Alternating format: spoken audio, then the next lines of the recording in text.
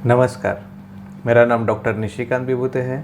मैं Shri Anirudh clinic Kandivali waste Mumbai यहाँ पे प्रैक्टिस करता हूँ। अगर आप साइकेट्रिस्ट के पास पहले बार जा रहे हैं, मानसोपचार तज्ञ मतलब मनोचिकित्सक के पास में आप पहले बार जा रहे हैं, तो आपको कुछ चीज़ें याद रखनी बहुत ज़रूरी है।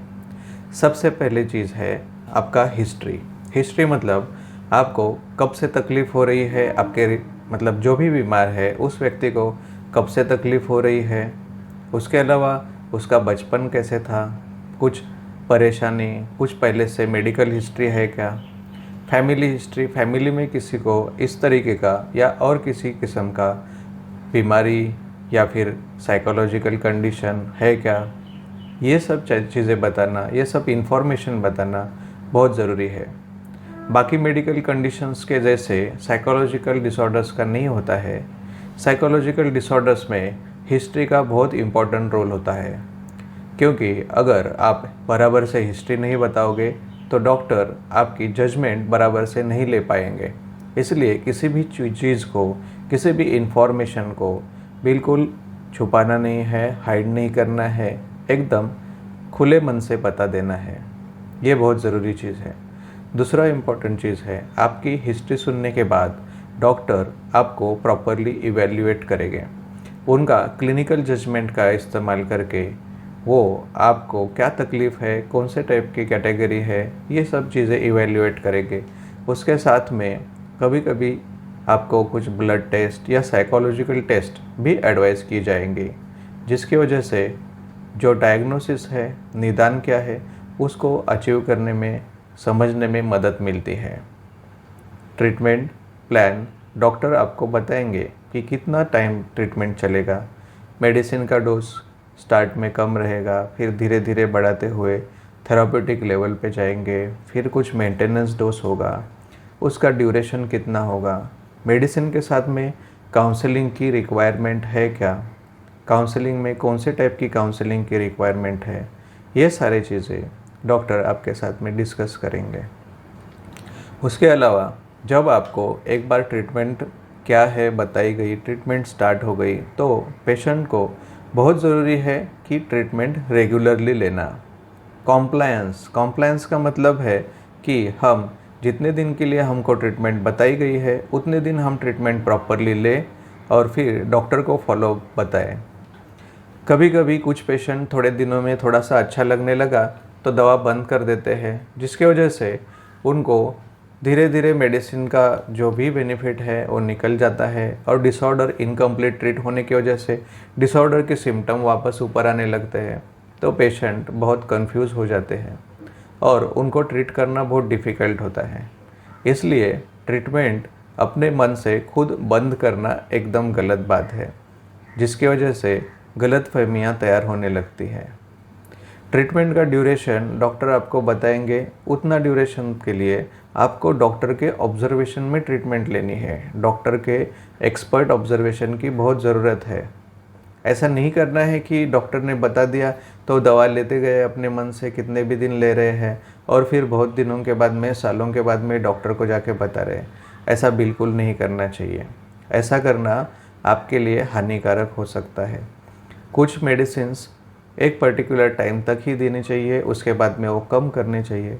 और डिफरेंट सिचुएशंस को देखते हुए और आपकी कंडीशन को देखते हुए मेडिसिन के डोसेजेस एडजस्ट करना बहुत ही ज़रूरी होता है, जिसके लिए डॉक्टर को रेगुलरली दिखाते रहना ज़रूरी है।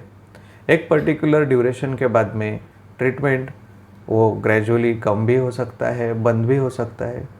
मानसिक दवाइयों पे कितना दिन तक, मानसिक मतलब मानसिक बीमारियों को जो दवाइयाँ चालू की जाती है वो कितना दिन लेना चाहिए, कितने दिन के बाद बंद होती है, उसके बारे में मैंने एक वीडियो बनाई है, वो आई बटन में मैं आपको दे दूँगा।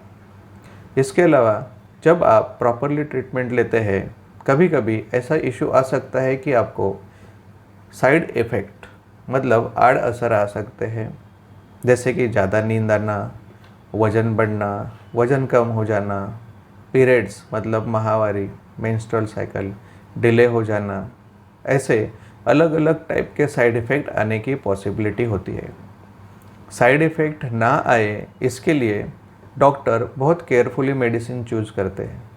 उसके बावजूद भी हर एक इंसान का शरीर रचना अलग होने की वजह से कुछ लोगों के अंदर में फिर भी साइड इफ़ेक्ट्स आ सकते हैं।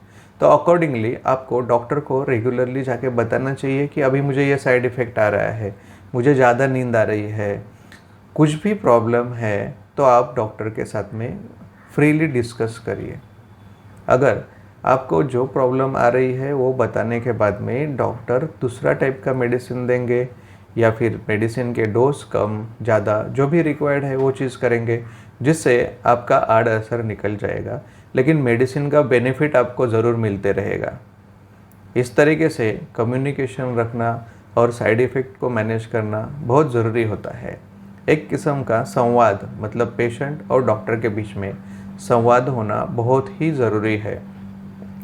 ट्रीटमेंट का जब ग्रेजुअली प्रोग्रेशन होते रहता है तो कभी कभी कुछ सिचुएशंस में ऐसा होता है कि वो डिसऑर्डर काफ़ी स्ट्रॉन्ग होता है और जिसकी वजह से वो ठीक नहीं होता। दवा के बावजूद भी, वो मेडिसिन के बावजूद भी वो डिसऑर्डर बढ़ते जाता है, या कभी कभी कुछ अलग सिम्टम्स आने लगते हैं जो स्टार्टिंग पीरियड में नहीं थे। तो ऐसे सिम्टम्स आ रहे हैं या डिसऑर्डर ठीक नहीं हो रहा है तो अपने मन से दवा बंद करके चुपचाप बैठ जाना टोटली गलत है। ऐसे सिचुएशन में भी आप डॉक्टर के साथ में कम्युनिकेट करिए। डॉक्टर आपको दूसरे किसी डॉक्टर का आपको रेफरेंस दे देंगे, जो डॉक्टर आपको इसमें से बाहर निकलने के लिए एक्स्ट्रा ओपिनियन देंगे। सेकंड ओपिनियन, थर्ड ओपिनियन, ऐसे ओपिनियन लिया जाता है या फिर दूसरे डॉक्टर के पास में ट्रीटमेंट के लिए भेजा जा सकता है, या हायर लेवल, टर्शरी लेवल, ऐसे जगह पे आपको ट्रीटमेंट के लिए भेजा जा सकता है। कुछ ना कुछ तो मैनेजमेंट करने की उसमें एफर्ट्स की पॉसिबिलिटीज़ होती है। इसलिए अगर ऐसा कभी आपको दिख रहा है कि आपको ट्रीटमेंट से बिल्कुल ही फ़र्क नहीं पड़ रहा है तो वो बात भी आप डिस्कस करिए। अगर आपका patient because of some disorder, मानसिक तकलीफ़ें जो है वो मन के विचारों के ऊपर काम करती है, क्या सही है क्या गलत है ये जजमेंट के ऊपर काम करती है, तो कभी कभी पेशेंट डॉक्टर को दिखाने के लिए मना करने लगता है उसके डिसऑर्डर की वजह से। तो ऐसे सिचुएशन में भी डॉक्टर को पेशेंट के रिलेटिव आके मिल सकते हैं, अपॉइंटमेंट लेके उनको मिलना चाहिए, उनको बताना चाहिए कि ऐसे ऐसे सिचुएशन है, तो उसके ऊपर भी डॉक्टर उनको कुछ ना कुछ सलाह ज़रूर देंगे, जिससे पेशेंट उस सिचुएशन से बाहर आ सकता है। तो साइकेट्रिस्ट मतलब मनोचिकित्सक के पास में जाने से पहले और उनके पास जाने के बाद किन चीज़ों को हमको याद रखना है, इसके बारे में मैंने आपको डिटेल्स बताई है। आपको ये वीडियो कैसे लगा आप ज़रूर बताइए। अगर आपके कुछ ओपिनियन होंगे तो कमेंट सेक्शन में ज़रूर लिखिए। Thank you.